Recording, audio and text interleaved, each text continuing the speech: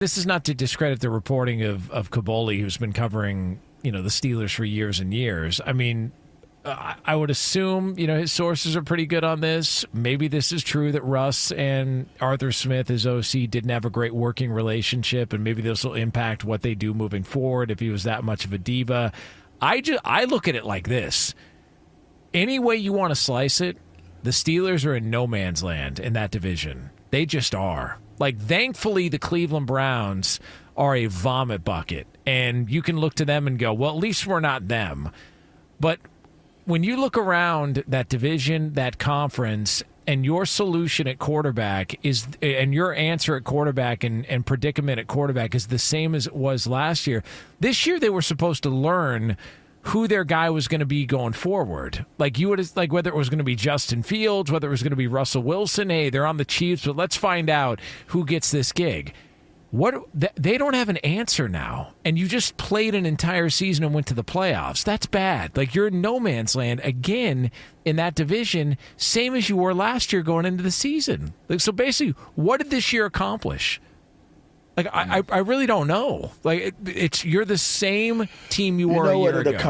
You know what it accomplished, Jonas? Unfortunately, it accomplished almost justifying all of the critics of Mike Tomlin.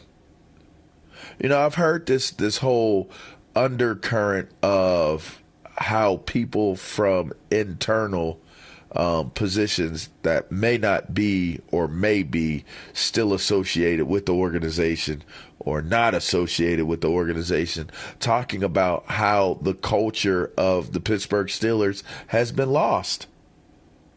And it's not something that I've ever wanted to believe, because I feel like what I see in Mike Tomlin is certainly a man who embraces what the Steel City represents. And so when I heard that these were kind of the sentiments that were being, kind of put out there as it applied to Mike Tomlin and what the locker room was like and what the culture was like and what it's become from what it was when guys like Rod Woodson and Greg Lloyd and Levon Kirkland were in that locker room to now with the current group of guys that are there, it's like, the things that made the Steelers what made the Steelers through the Chuck Noll era, through the Bill Cowher era, and maybe potentially the early days of when Mike Tomlin was there are gone. And then you start to say to yourself, no, because you listen to the way Mike Tomlin interviews and his sound bites, and you get a very solid feeling of he's very, very rooted in the person that he is, the principles, the values that he represents. You get a great feel for, what you believe him to be by the things that he says and how he represents himself. But then you hear about all of these situations that continue to keep arising, starting with Antonio Brown and, the beef between him and Ben Roethlisberger. And then now you got this receiver, you got the Pickens deal. And then, now the latest being, the beef between Russell Wilson and the offensive coordinator. It's like, why did you even bring Russell Wilson there? Like, it's kind of interesting because when I said it, it's like he's not a Pittsburgh guy. But yet you brought him there. And while for a moment in time it kind of looked like it might work out, then you come to find out later on that there was like internal beefing going on with Russell Wilson and the coaching staff or the offensive coordinator. Then you start to think to yourself, Justin Fields might have been the better option. Justin Fields didn't play that well as a starter. He's like, Russ is there and Justin's there because it didn't work with the guy you spent a first-round pick on and Kenny Pickett. And if you remember, there was, and look, Mark Madden, who's covered Pittsburgh sports for a long time, and he was consistent on this the entire time and said Pickett refused to go into a game at one point or refused to suit. There was an opportunity for him to suit up, but he was going to be a backup and he refused to, so he didn't like, that's another story that came out last year.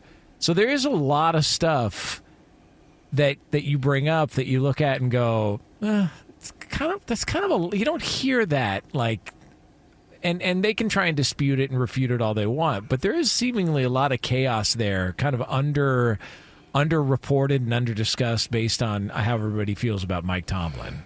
I've never been one to try to start any type of beef or drama that's connected to a fine coach. I've never been into that. And to speculate, because that can be damaging. I'm on a national platform, and I like to try to be as responsible as I possibly can when I'm speaking on coaches and even players. That's why I got into media to begin with, because I feel like the misrepresentation of players and coaches at times is unbearable to me. You got people that have no idea what things really are about, haven't experienced it, but yet they feel the need to define it and report it and feed it to the masses of people. That's why I got into media. So I try to be very careful and cognizant of how I'm representing what I say. I like to try to be as accurate as I possibly can and be fair and even, so that the voice that I'm giving is a voice of not only the people and someone who's reporting what they feel and opinions to the people, but also what I feel and what the opinions are of the athlete and the coaches as well. And I just got to be honest with you. I feel like there is an escalation of smoke that is coming from Pittsburgh. I feel like there might have to be more discussion surrounding what is the future of the Pittsburgh Steelers, because I don't know that now some of the things that I've heard, like that culture of what the Pittsburgh Steelers represent, especially in the locker room and around the building, if it's getting lost, if the message has been so diluted and eroded through the years, if that's what it is. And now it's just more so the figurehead of seeing and hearing what Mike Tomlin represents, almost more so as representative of himself, not so much of the team and the organization. I just wonder if there is some validity to that statement when you hear it being said. And I'm just basing that off of things I've heard from former players and people who've been around it. That's not me making it up. That's me hearing it from people I've been around that have been in the building, that have experienced it firsthand. And and for me, at first, I was like, yeah, that doesn't sound right. That doesn't sound right to me. Mean, I don't subscribe to that. What's wrong with asking the question? Yeah, like what's wrong with it? Like, hey, man, they're just gotta ask it now. Yeah, like you gotta start asking it.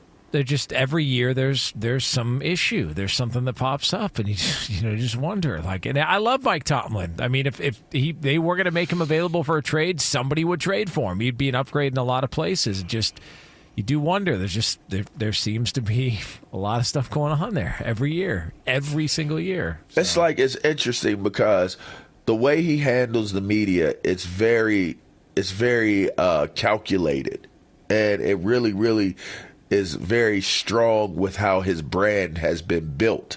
His persona is connected to the way he handles himself, much like a Bill Belichick. But the difference here is you bring in a guy that's witty, who's strong-willed, alpha male type of guy, type A type personality, and Mike Tomlin. And he's fitting into a culture that's already been established and built, Jonas, right? Like Chuck Noll, alpha male, strong type of guy, led the Steel Curtain, led a lot of really amazing football players during his tenure. Bill Cowher, the same exact carbon copy, just a younger, newer version of what Chuck Noll represented. And seemingly that's what you got at Mike Tomlin when he took over for Bill Cowher. So you're talking about something that was already established, whereas when you think about the persona of Bill Belichick and what he represented and how he built his brand within the media because of how he handled the media and his calculated approach to how he did interviews and what he did, he created that. He was the beginning. He was the alpha of the situation. He was the creator of the culture and how it was seen. So whoever came after that would be fitting in what it was that he created, culturally speaking, as a New England Patriot. And I just wonder for Mike Tomlin in his scenario and where he's at right now, is this what could ultimately be the undoing of what Mike Tomlin is as the coach of the Pittsburgh Steelers? Is that you're not the creator of the culture. You are in the lineage. You are in the line of it. And at some point, you got to understand that those things that helped you to become as popular as you became as the coach are based off of what were established. Those principles and those core values, they were established before you got there. So you being how you are organically plays into what this organization has represented. But if that's not really what it is, and it's just a persona that plays out in the media, and now you're this far into the tenure of your time there as a coach, and it seems like there's an exposing of maybe the realness or the trueness isn't what it appears to be. Yeah. Now the question becomes, well, who is Mike Tomlin? What does he really represent? How does that play a part into where this team goes and how it achieves or doesn't achieve the success level of it? Because seemingly you're getting the same exact results every single year. You don't lose. You're good enough to not be bad, but you're not good enough to be better than what you've become. It's almost like a college coach who's winning with somebody else's recruiting class. I mean, but now you don't have that recruiting class anymore. Yeah. So now you're left to win with what you're creating, and you win, but you're not winning at the level you were when you came and took over Bill Cowher's team. Yeah. You think about it, that Super Bowl that he won was Bill Cowher's team. So, I mean, I don't know. I don't know.